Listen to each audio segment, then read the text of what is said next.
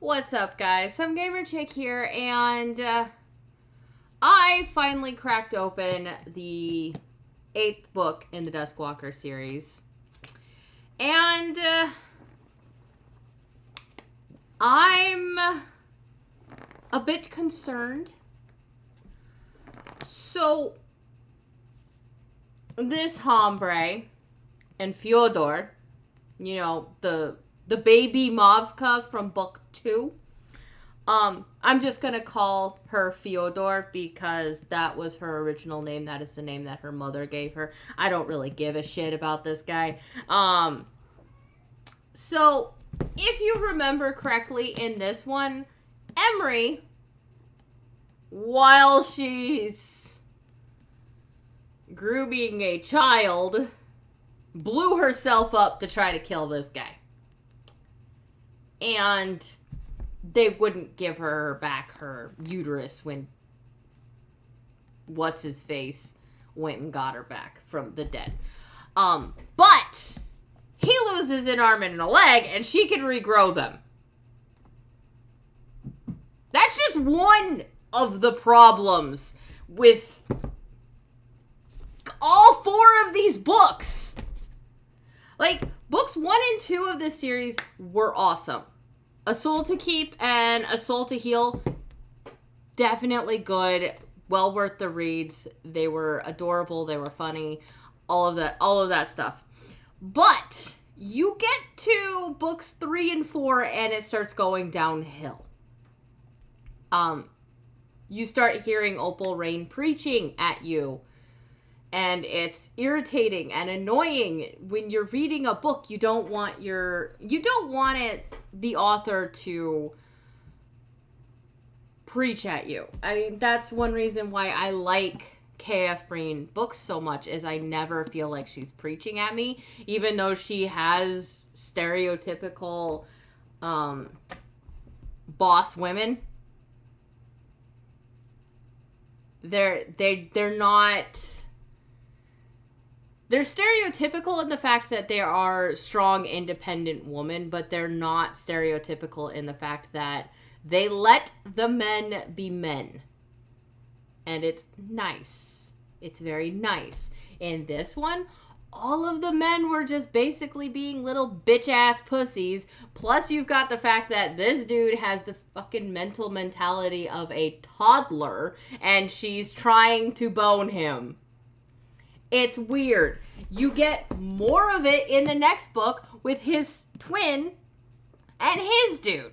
And then, to top it all off, I'm not entirely sure that Opal Rain understands basic anatomy. She's got the purple prose of just going off and on about stupid random scientific shit that if Earth's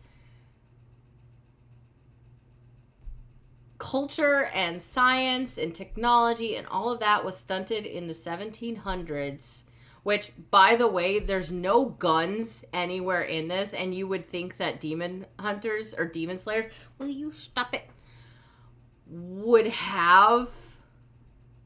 My cat is being annoying. But they would have guns. You would think that. Especially since guns were invented before the 1700s.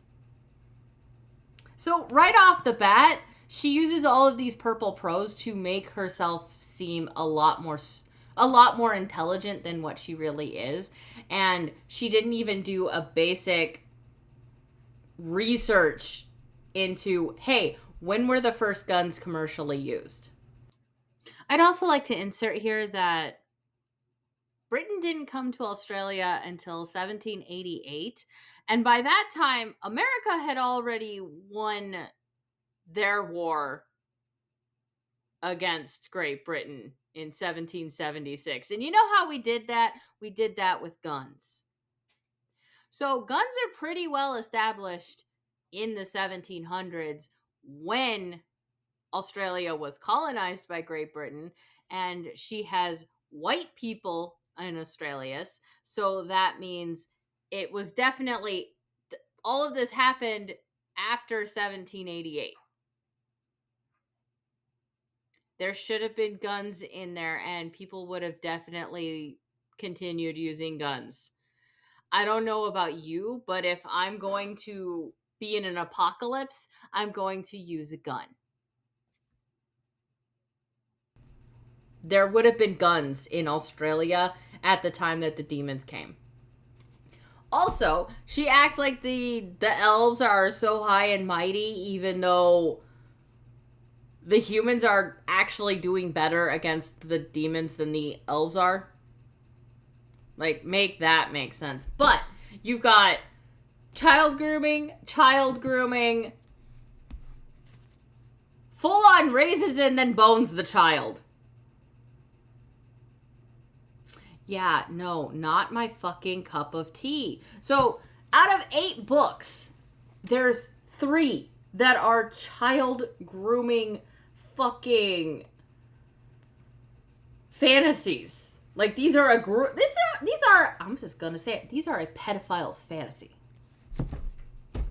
And then you've got this one, which was just basically trauma dumping porn. And I got this far, and they finally, like, do the deed, and she just starts panicking and freaking out, and I'm just like, and it's pages of it, and I'm just like, you have bitched and moaned about your trauma for almost this entire book. Like, all of this is just basically them bitching and moaning about their trauma.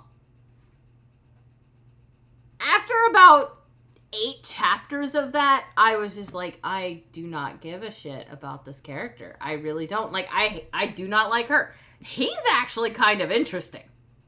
Her? No, not so much. She is just a pain in the ass.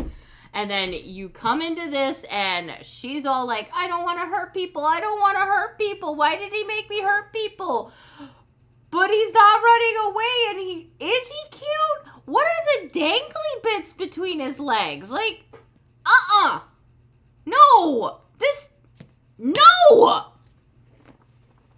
And books like these, where, and I'm even going to include these. Books like all of this, where it's just trauma dumping porn and really sketchy pairings, this is what makes self-published authors look bad. This kind of shit makes us look bad. All of the purple prose in this make us look bad. Like, you can tell she's throwing in so many purple prose to make these books feel huge and epic and make herself look intelligent. And it's just, if you got rid of the purple prose, this book would probably be like this long. Just getting rid of, like, the purple prose. And there are points in writing where purple prose do elevate a scene, especially if you really want to draw attention to something. Like, this is important, so you just get in depth in the detail of what it is. And purple prose can help you in that. But there's a very fine line when you're going with the purple prose and making something feel immersive and epic when you need it to, versus giving us 3 paragraphs to describe, like, not even 3 paragraphs, giving us, I think it was 3 pages describing how big the trees are in the elf world. It was weird. Like, after paragraph 2, I'm going, I get it. The trees are big. You don't have to, like, hit me. You're hitting the dead horse now. And it's frustrating because the first 2 books of this series, they were really good. But then and then she starts going downhill, and then after book 4, it's like she just jumped off the cliff into insanity, and it's sad. Like, it's the same feeling I get when I think about the Anita Blake series by Laurel K. Hamilton, because the first few books up to like Obsidian Butterfly, they were really good. They were engaging. They actually like kept to the plot. And then after Obsidian Butterfly, Narcissus in Chains, when that one came in, it was just, how many people can we bone to get more powerful is essentially what the Anita Blake series has become. And it's frustrating, it's depressing when you have these great book series and the authors just kind of lose the plot. And you're just sitting there like, this is not what I started to read. It's like you start playing D&D and halfway through you're all of a sudden you're playing My Little Pony Adventure or something like that. It's like, this isn't what I signed up to play. Or look at the Dragon Age games. You have Dragon Age Origins, fucking amazing. The Awakening expansion for that, fucking amazing. I love Anders. And then in Dragon Age 2, you get to romance Anders. I was so happy for that. Like, I met Anders in Awakening and I was like, I want him to be a baby daddy. I like this guy. And then you get to romance him in 2. And for all of its problems, I do really enjoy Dragon Age 2. And then you get to Dragon Age Inquisition, and it's still like there's some problems creeping in. Like you're seeing some of like the cult, as it were, creeping in, but it's still following that same story, gritty, dark fantasy type thing going on, and when you get to it, it also shows that Dragon Age 2, and if I remember correctly, that one was made in like 2 years, which is impressive. But it does show that it works as a bridge between the two games.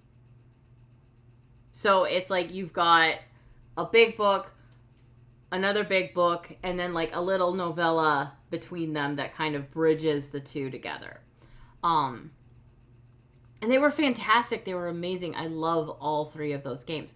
But then the problems arise.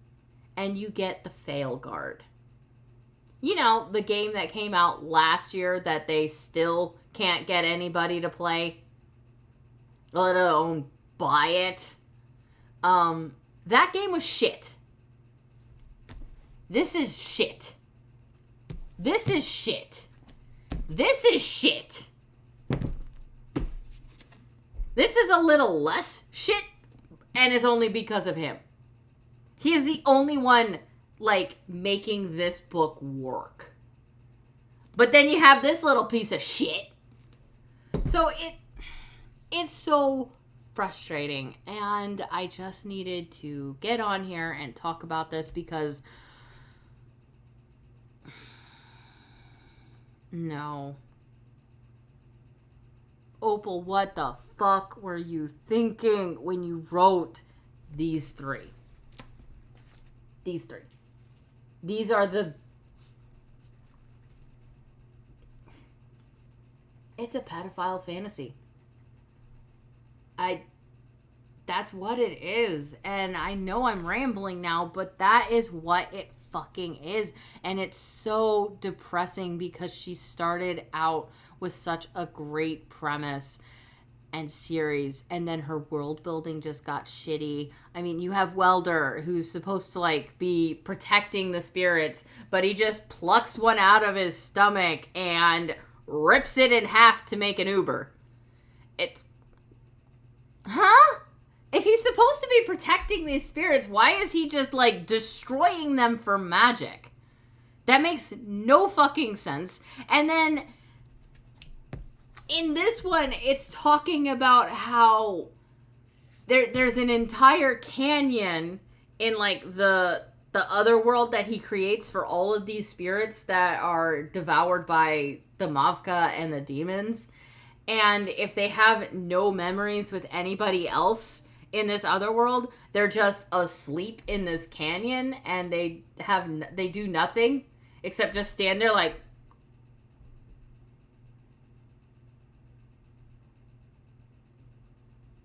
hi, cat. But it's like, your world building is shit, Opal Rain. Like, you start out with good ideas, and then you just purple prose them into, the fuck did I just read? I mean, I've got some weird ass ideas in my own books. I mean, fucking wyvern shitting pearls. The devil wears fuzzy bunny slippers that are actually two demons. And he's actually kind of crass and funny. I actually really enjoy writing the devil. I really do. It's fun. But I don't know. The world building for this is just getting so ridiculous. And then she keeps talking about how the elves are so much more advanced, but they're not handling the demons as well as the humans are. I mean, the humans are actually holding their own for people without magic. And in most dystopian books,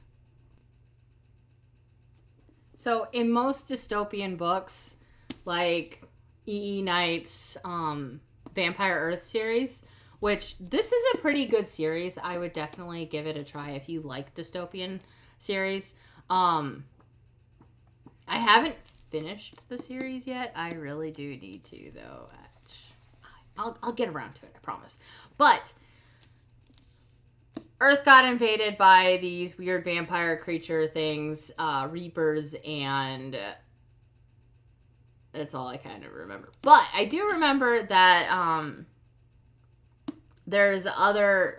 Like, you've got the bad vampire creatures, and then you've got the good vampire creatures. And now that I'm talking about it, I'm starting to remember it a bit more. But the good ones actually, like, awaken extra abilities in the humans, depending on who awakens them. So you've got the wolves, which are, like, the basic soldiers. You've got the cats, which are the... they're more attuned for subterfuge, that kind of thing. And then you've got the bears, which are the berserkers, essentially. And they're helping the humans have their own chance. But it's not even just that. The humans they're scrappy. They figure things out. They do things. I know, this is like the greatest fucking...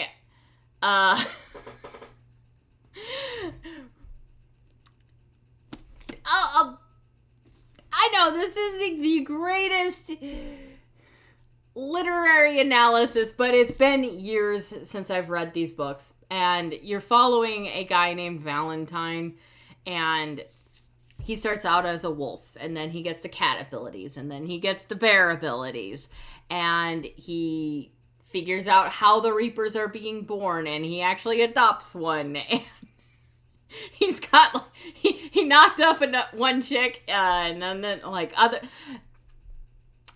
It's a wild ride.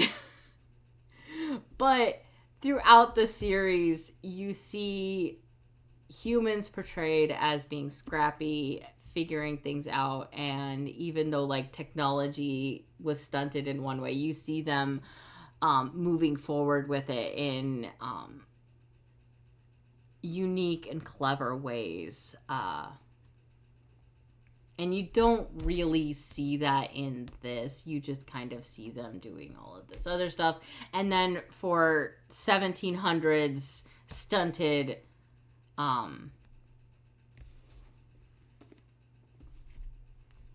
technological, scientific advancement, that kind of stuff, you see phrases that weren't around in the 1700s.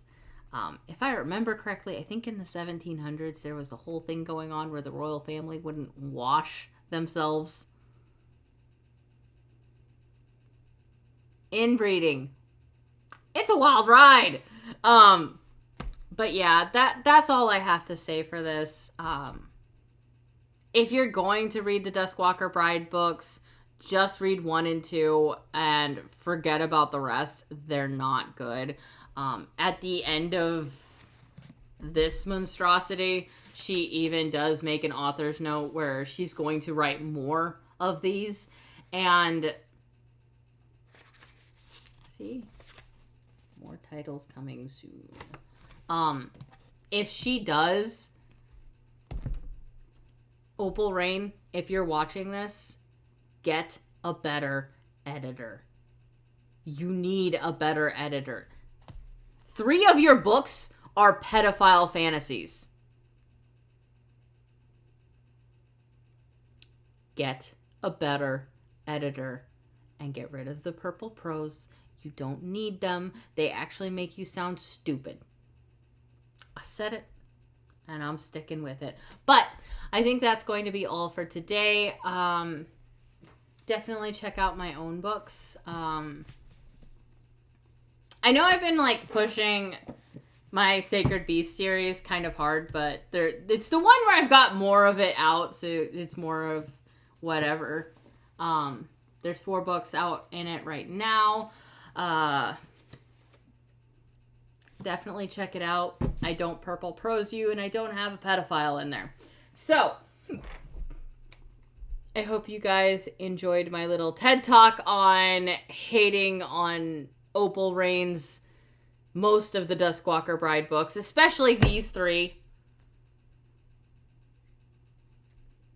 There is a special place in hell for these books. But I will catch you guys later. I hope you have a wonderful day. This is Some Gamer Chick signing off. Bye-bye.